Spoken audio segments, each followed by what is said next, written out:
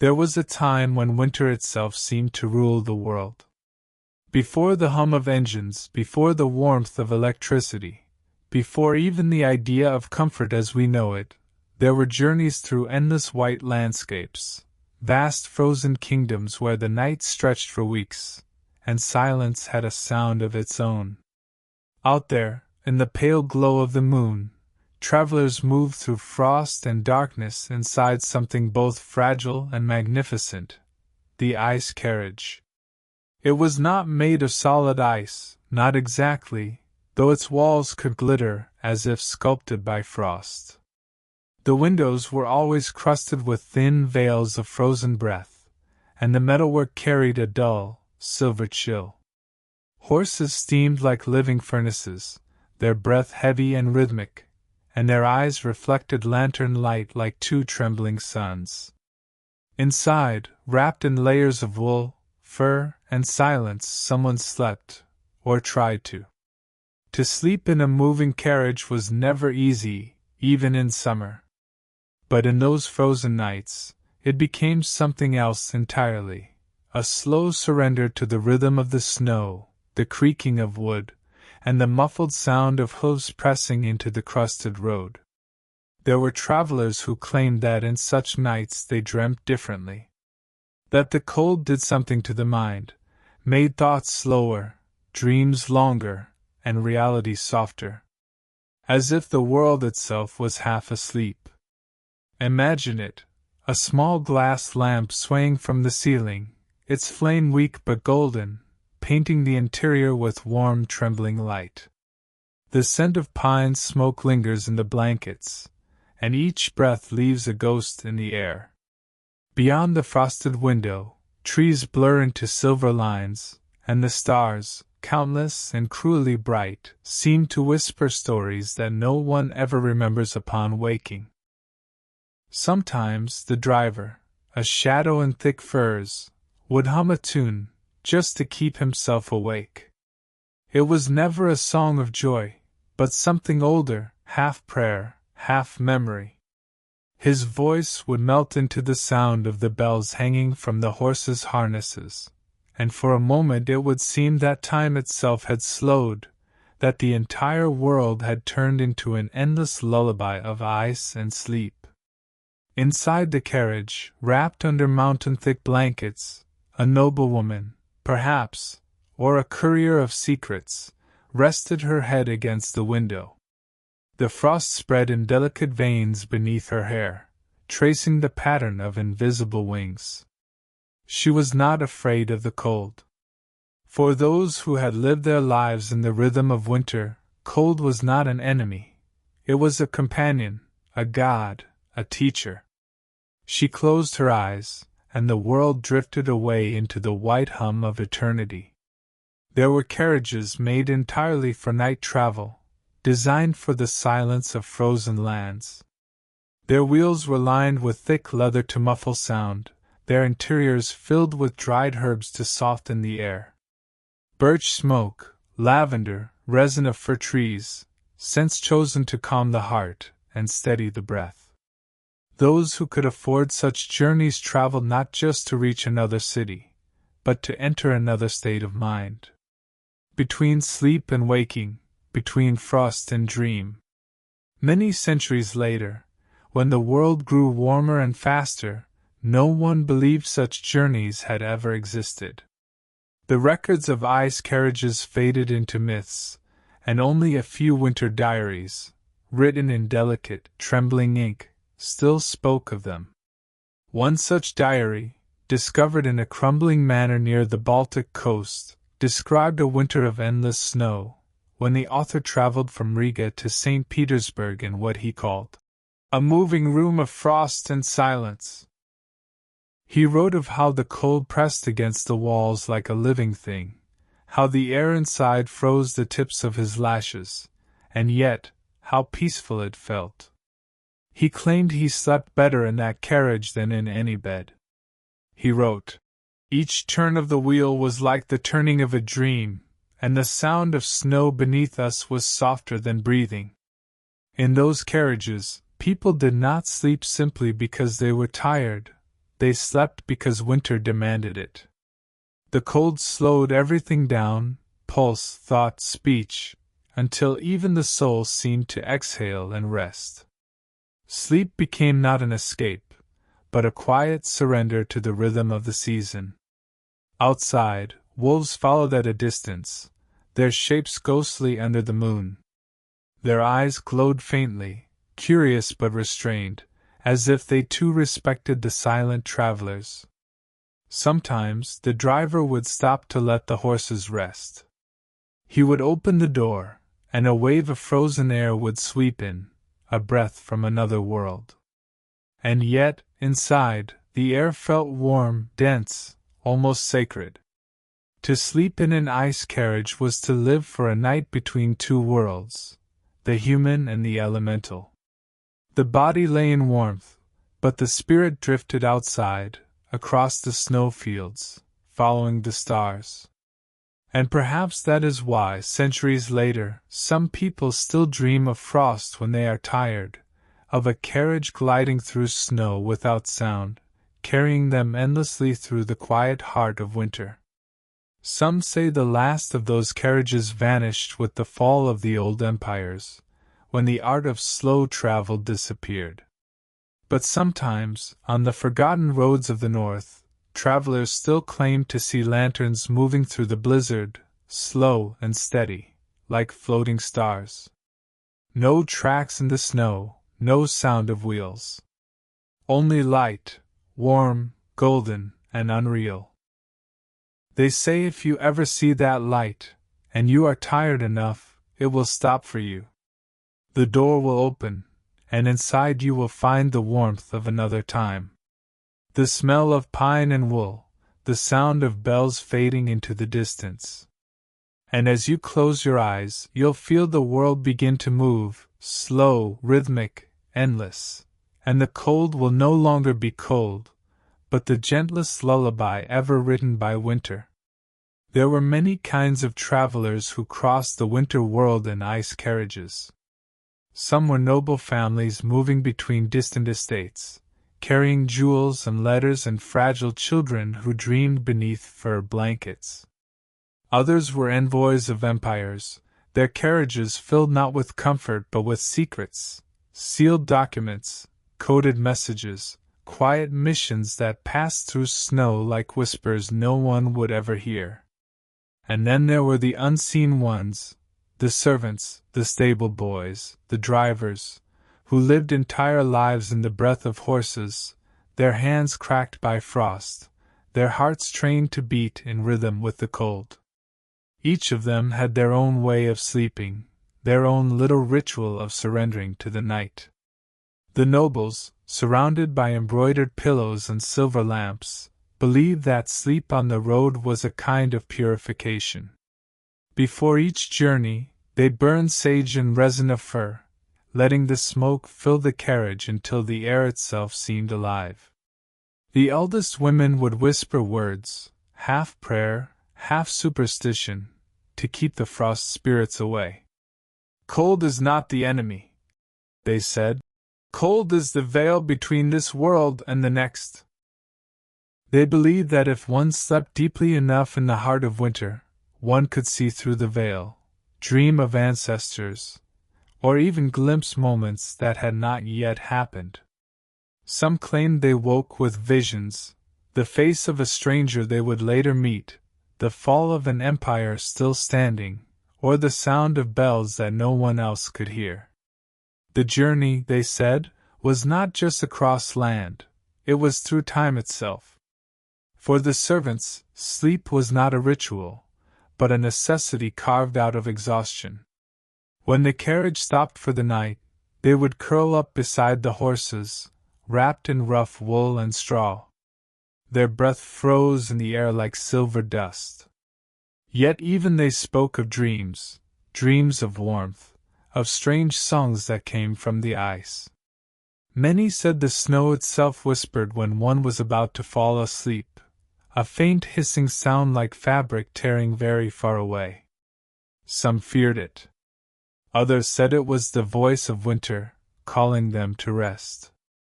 There was one group of travelers unlike any others, the couriers of silence. They were messengers who carried letters that could not be read, sealed with wax that bore no crest. They traveled alone, often at night, with no name, no destination known to anyone but their master.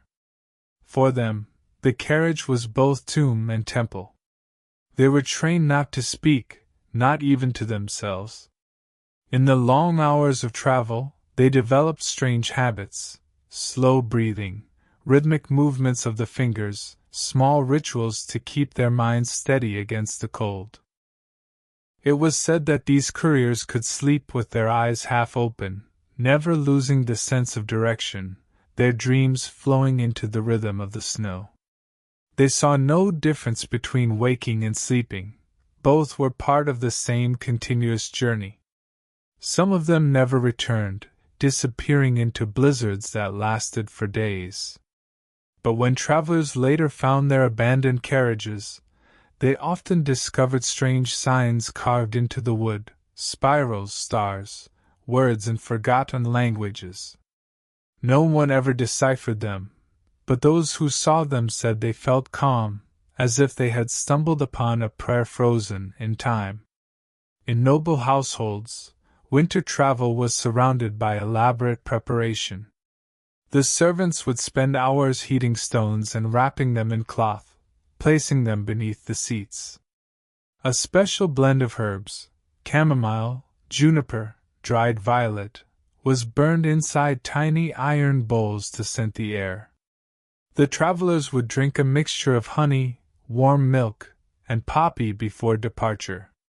It was called the traveler's sleep. They believed it would protect them from frostbite and nightmares alike. Every part of the ritual had meaning. To close the curtains before the first snowflake touched the window meant good fortune. To leave a small piece of bread under the seat ensured that no spirit of the forest would follow. And if, during the journey, the lantern flame flickered 3 times in silence, the driver would whisper a single word, spokoj, a word borrowed from old Slavic tongues, meaning both rest and peace. Even the carriages themselves seemed to remember. They were built from wood that had once stood in frozen forests, pine and birch that creaked in the wind. When the night was still, travelers said they could hear faint sounds from the walls, like the wood was breathing. The carriages groaned, but not from age, from memory. As if the trees still spoke in their sleep, telling stories of the winters they had endured before becoming vessels of human dreams. Those who traveled often said that something changed in them after many nights on the snow roads. They began to crave the sound of the bells, the scent of frozen air, the way the stars never blinked in the clear black sky. It became an addiction, a longing for silence. When they returned to their warm houses, to their soft beds and bright rooms, they couldn't sleep. The noise of the city seemed unbearable. The heat felt heavy, suffocating. And so, many left again, inventing reasons for new journeys. Some said they were chasing trade, others that they carried letters for the Tsar. But the truth was simpler. They could only find peace when the world was white and still. There were stories, too, of travelers who never woke. They would fall asleep somewhere between one village and the next, their faces calm, eyes half open, the frost tracing gentle patterns across their lips. The driver would discover them in the morning, still warm, as if they had simply drifted into a dream too deep to return from. The servants would whisper that winter had chosen them, that they had crossed into the snow world, where time did not exist. In the far north, people believed that such deaths were not tragic, but holy. They said the soul, when it leaves the body in deep frost, does not rise upward, but spreads outward, dissolving into the snow, becoming part of the quiet.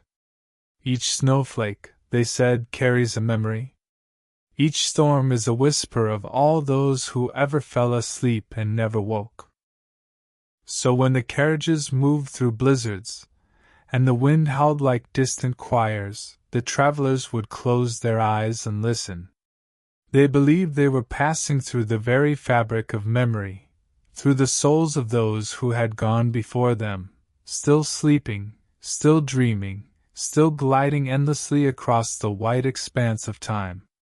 It was in those moments, when the horses' hooves struck the snow like slow heartbeats, when the lamplight trembled and the frost whispered, that sleep came most gently. A kind of sleep that was not rest, but communion. And when dawn finally came, gray and endless, they would awaken not refreshed, but transformed. The cold had entered them, quietly, beautifully, and left something behind, a calm that no warmth could ever give. When the last of the snow roads vanished beneath the rails of the new world, the art of sleeping in ice carriages began to fade.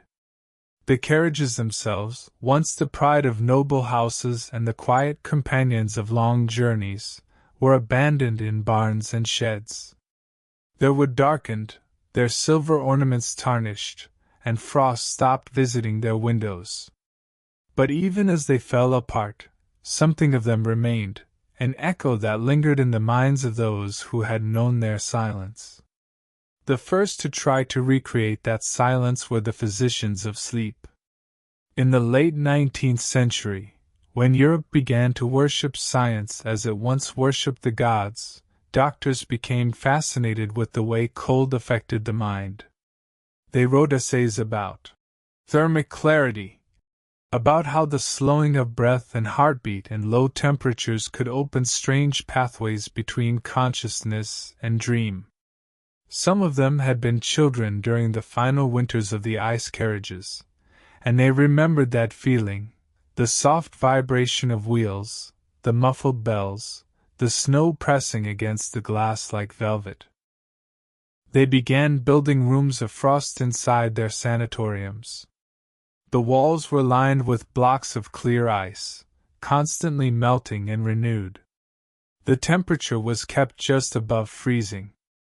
Inside, patients lay on fur-covered couches, wrapped in blankets that smelled faintly of pine and smoke. They were told to breathe slowly, to imagine they were traveling, not moving, but gliding, through endless snow. The doctors called it controlled hypnothermia. The patients simply called it peace. Some said they dreamed of the same things the travelers had once seen: forests lit by moonlight, roads that had no end, figures in distant carriages moving silently through the night. One woman, recorded in a Parisian clinic in 1903, said she dreamt of a man sitting opposite her in an old wooden coach, his eyes bright and calm, his breath freezing in the air between them. When she woke, she claimed the air of the room smelled faintly of horses and birch smoke. Word spread of these ice salons. They became fashionable among the wealthy, who were forever chasing new sensations of calm. In winter palaces, entire chambers were built to imitate the old carriages. The ceilings arched like sleigh roofs, lamps glowed behind frosted glass, and a slow mechanical hum, meant to echo the rhythm of snow under wheels, filled the air. People would recline there for hours, eyes half closed, suspended between the memory of cold and the comfort of luxury. But the imitation never quite reached the truth. The air was too controlled, the frost too clean. What had once been a raw encounter with nature's stillness became a performance.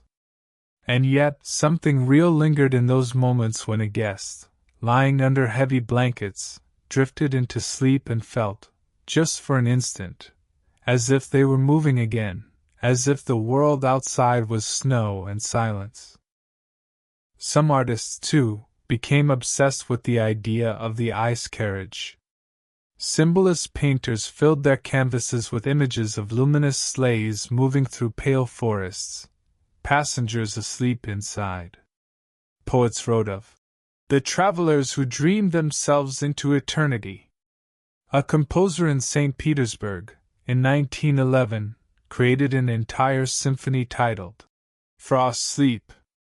The first movement was a slow crescendo of strings meant to imitate wind, the second, a single repeated note, steady as a heartbeat, the final, silence, absolute and lingering. But for all the imitation, the real experience had vanished with the old roads. No one could reproduce the wildness of a true winter night, the way the cold touched the skin like a whisper from another realm. People had replaced the journey with theater, the frost with memory. Yet sometimes, in forgotten corners of the north, the tradition survived in secret. Old families kept their ancestral carriages hidden in barns. Once a year, on the longest night of winter, they would light the lanterns, cover the seats in furs, and sit quietly inside. They would not move, not speak, not even sleep. They would simply sit, eyes closed, breath slow, as if listening for something beneath the silence. The creak of wood, the faint sound of bells that were no longer there. For them, it was not nostalgia. It was communion. One such account comes from 1927, from a small town near Arkhangelsk. A man described how his grandmother, who had once been a lady's maid, gathered her grandchildren each winter in an old carriage buried in snow.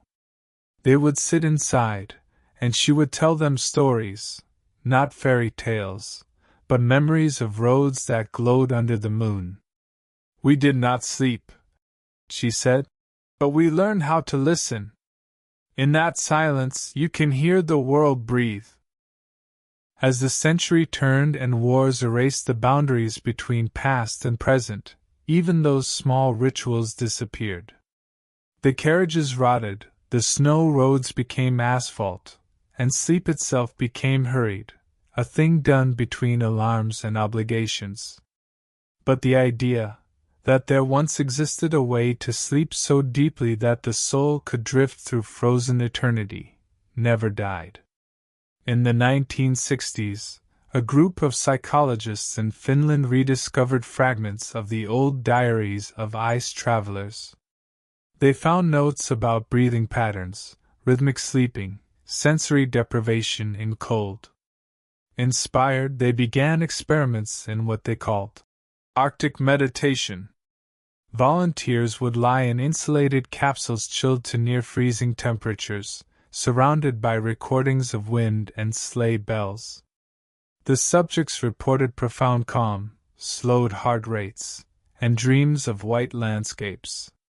Many woke with tears, unable to explain why. Decades later, when the world had become a place of light and noise, a few sound artists and historians revived these ideas again. They recreated the hum of frozen air, the faint jingle of distant harness bells, the low creak of wooden wheels. These sounds, layered softly, became part of ambient albums and sleep playlists. Listeners across the world, far from snow, far from frost, began falling asleep to them. They didn't know the origin. They only knew it made them feel at peace, as if something ancient was breathing through the speakers. And perhaps that was the last transformation of the ice carriage, from a vessel of travel to a vessel of sound. No longer moving across the snow, but across the currents of memory. No longer carrying bodies, but carrying sleep itself. Even now, in the deep of winter, there are people who claim that if you listen closely on a quiet night, especially when snow begins to fall without wind, you can hear it. The rhythm of hooves, the faint ring of bells, the low groan of wood bending against the frost. Some say it's the earth remembering. Others say it's the sound of those who once dreamed their way through eternity, still traveling, still sleeping, still gliding through the endless whiteness between one breath and the next. And if you ever wake in the middle of a cold night, half lost between dream and waking, and you think you hear something moving slowly outside your window, don't be afraid. It's only the world passing by. The old road, still alive in memory. The carriage that never stopped. The eternal sound of sleep moving through snow. Long after the last carriage vanished into history, people still dreamed of the frost. They no longer remembered the roads, or the horses, or the silver lamps swaying in the dark, but something deeper remained, an echo in the bones, a memory without words. The ancients had said that winter was the season of the soul, that only in silence could the heart remember what it truly was. And so, even when the snow roads turned into myths, the idea of the sleep of frost lived on, not as a journey through space, but through being. In the oldest northern tales, there was a belief that every person carried within them a spark of winter, a stillness that waited to be awakened. To sleep in the cold was to touch that stillness, to enter the borderland where breath slowed and dreams became real. The shamans of the frozen lands spoke of it long before the first carriage rolled across the ice. They said that when the body rests in the arms of frost, the spirit begins to travel, not outward, but inward, into the great white silence at the center of all things. There were rituals built around this idea. In the far Arctic, before long journeys, the elders would lie down on snow and breathe until the body stopped trembling. "You must learn to trust the stillness," they said. "The cold is not death. It is the gate." To them, warmth was not life, but distraction, the endless noise of movement, hunger, and thought. Only when the body yielded to cold could the soul remember itself. Centuries later, when the carriages of ice became the carriages of memory, people began to see winter not as an enemy, but as a teacher. The poets called it the slow god, the philosophers, the mirror of sleep. They wrote that the soul, like water, becomes clearer when it freezes. That in the absolute stillness of cold, truth reveals itself, quiet, sharp, and eternal. In monasteries across the north, monks would meditate in unheated rooms, their breath turning into clouds of light. They said it helped them detach from the body, to hear what they called the music of the frozen world, the hum beneath silence, the pulse that connected all living things. One text, written in the 15th century by an anonymous monk near Novgorod, described his nightly practice. "I sit until I feel the frost in my bones. Then I breathe as the horses once breathed on the snow road. Slow. Steady. I do not fall asleep. I fall upward." For them, the frost was not cold. It was clarity, the point where the mind dissolved into stillness, and the self became transparent as ice. And yet this vision of sleep, half death, half awakening, frightened others. In the South, where winters were softer, the idea of sleeping in the cold became a symbol of surrender, even annihilation. Theologians debated whether those who sought peace in frost were escaping the world or entering it more deeply. But to the travelers of the old roads, the answer was simple: they were not escaping life. They were listening to it. Many centuries after the last ice carriage, people began to rediscover fragments of those beliefs, scattered in art and legend. Painters depicted luminous figures lying in fields of snow, untouched by frost, eyes closed in peaceful sleep. Writers spoke of the white silence, a realm between life and death, where memory and time dissolved. In these visions, sleep was no longer an act of rest, but of transformation. The dreamer became part of the landscape, their breath one with the wind, their soul one with the snow. In modern times, when scientists began to study near-death experiences, they noticed something strange. Those who had been close to death often described the same sensation, not fire, not chaos, but cold. A calm, enveloping stillness. A feeling of floating through white light, soundless and slow. Some dismissed it as the brain's fading signal. Others, quietly, began to wonder if the ancients had known something the instruments could not measure, that in the final moment of surrender, the soul does not burn, but freezes into clarity. Even now, in many northern languages, the words for peace and frost share the same root. In Russian, Moros and Mir; in Finnish, Rauha and Rauhalinen; in Old Norse tongues, Kald and Kalr, echoing in their sound the same softness, the same hush. It is as if every culture that lived close to the ice learned the same secret, that true calm is not warmth, but balance between motion and stillness, between breath and silence. Some philosophers of the 20th century even wrote of a frozen consciousness, a state where thought becomes so slow, so quiet, that it mirrors eternity. They compared it to the sleep of travelers in the ice carriages, that moment when the body swayed with the motion of the world, and time ceased to exist. The philosopher's metaphor became the psychologist's theory, and the theory became the artist's dream. And so the legend of the ice carriage lived on, not in wood or silver, but in the imagination, as a symbol of surrender without fear, of sleep without forgetting. The frost no longer needed to be real. It had become internal, a way of thinking, a way of being. There are people even now who practice small rituals to feel that ancient stillness. They turn off their lights, open their windows in winter, and lie beneath heavy blankets, letting the night air touch their skin.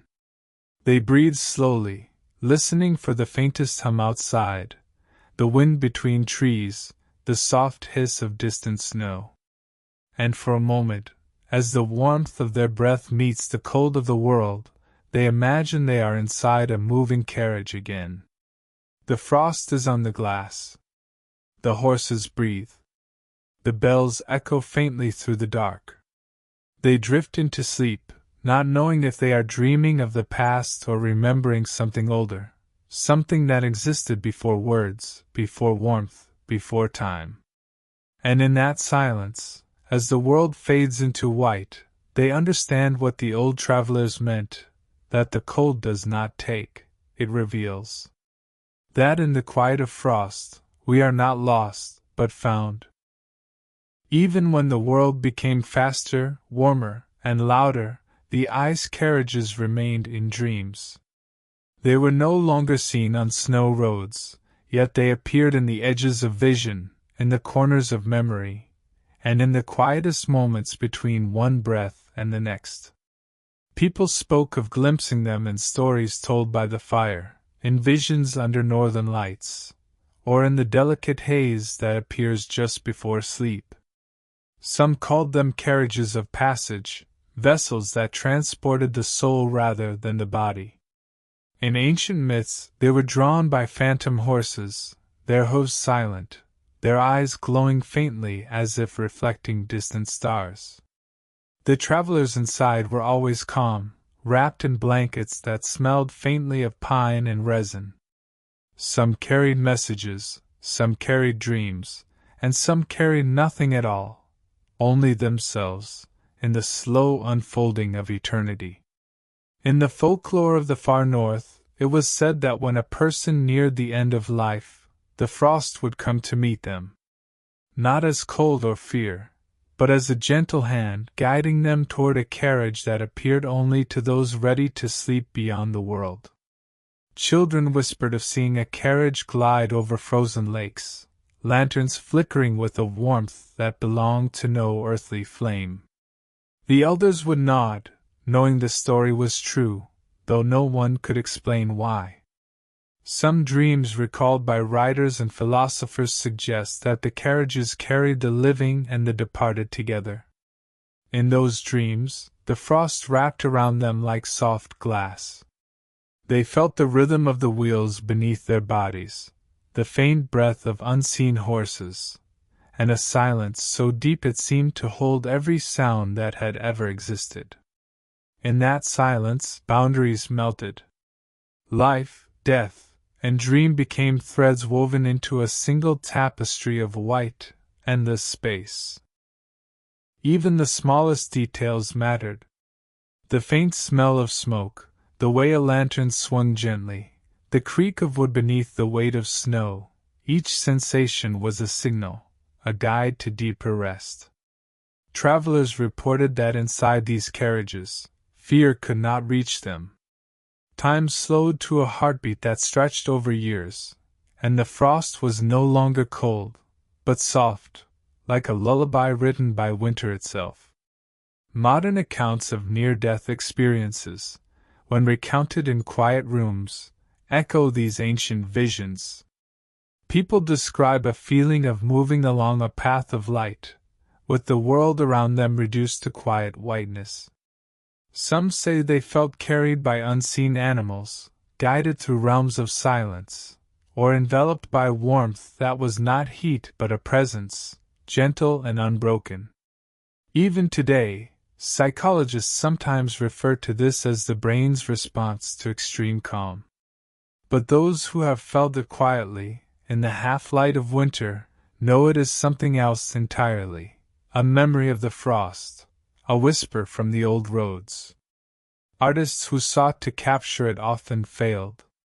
Painters could suggest the cold, the snow, the carriage's form, but the quiet was impossible to depict.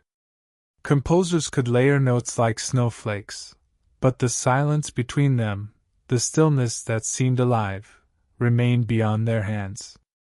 And yet these attempts carry a trace, a shadow, a way for us to sense what it might feel like, to sleep moving through frost, to drift gently between worlds, to awaken somewhere timeless and serene.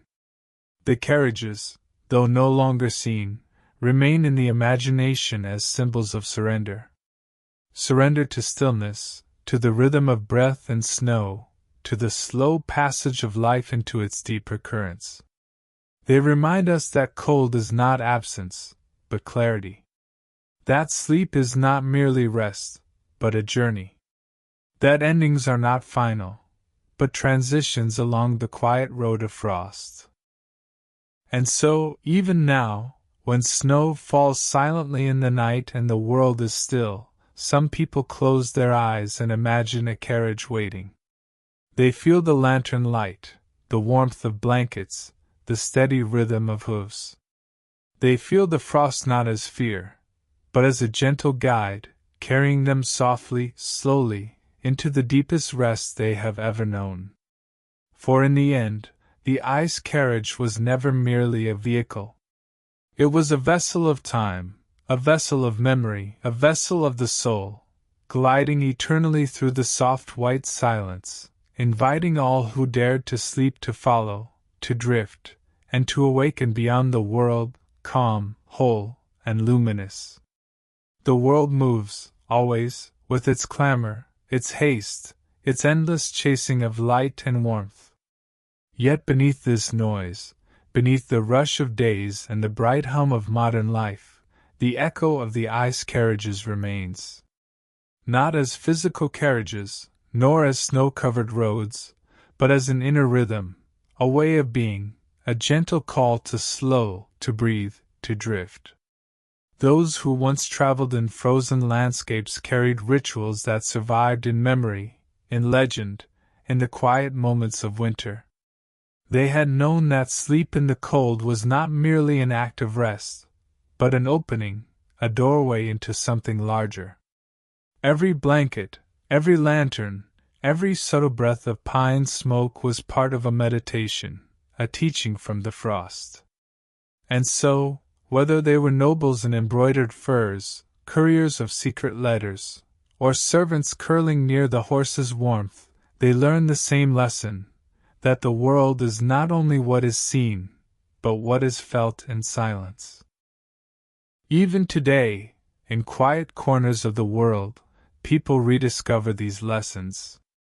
Some lie beneath blankets, windows open to the night, snow drifting silently against the glass. Some listen to recordings of bells, wind, and distant hooves, letting the sounds carry them away.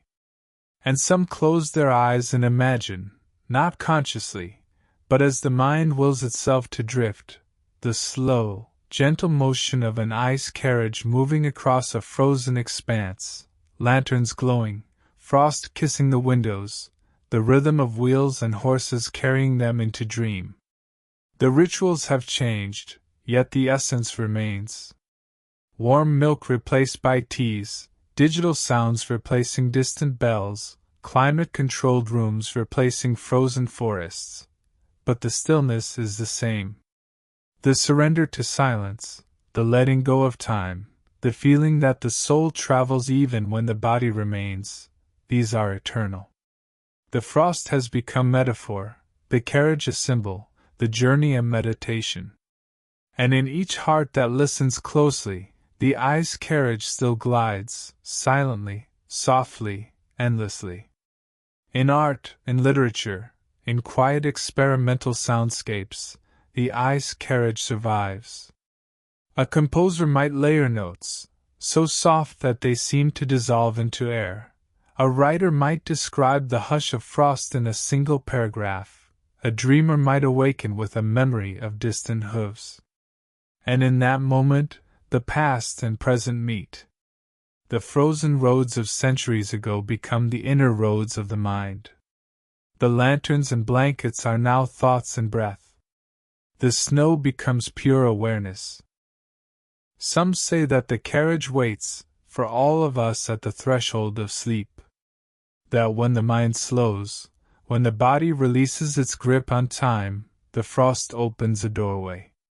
There are no tickets, no maps, no destinations, only the gentle rhythm of the journey itself. One could drift for minutes, hours, or lifetimes, yet always feel safe, always feel cradled by the snow and silence. And when the journey ends, there is a sense of arrival, not somewhere outside, but within. A calm deeper than warmth, a peace beyond words. The ice carriage, in its final form, is no longer a thing. It is a feeling, a passage, a quiet teaching. It teaches that life is movement and stillness, that endings are beginnings, that the frost is not cold but soft, guiding, illuminating. That sleep, death, dream, and life are threads of the same white tapestry, slowly weaving themselves through eternity. And so, as snow falls in silence tonight, and the world exhales into stillness, you might close your eyes and feel it. The soft rhythm of wheels over frozen earth. The gentle jingle of distant bells. The warmth of blankets and lanterns soft as memory. The frost brushing against your skin, not sharp, but tender, carrying you beyond time. You drift, you sway, you move, not through cities or forests, but through calm, through eternity, through the white, soft hush of the ice carriage. It carries you. And in its silence, in its slow, steady motion, you learn what the travelers of centuries past had always known, that sleep is not absence. Sleep is passage. That the cold is not empty. The cold is life, memory, clarity, and peace.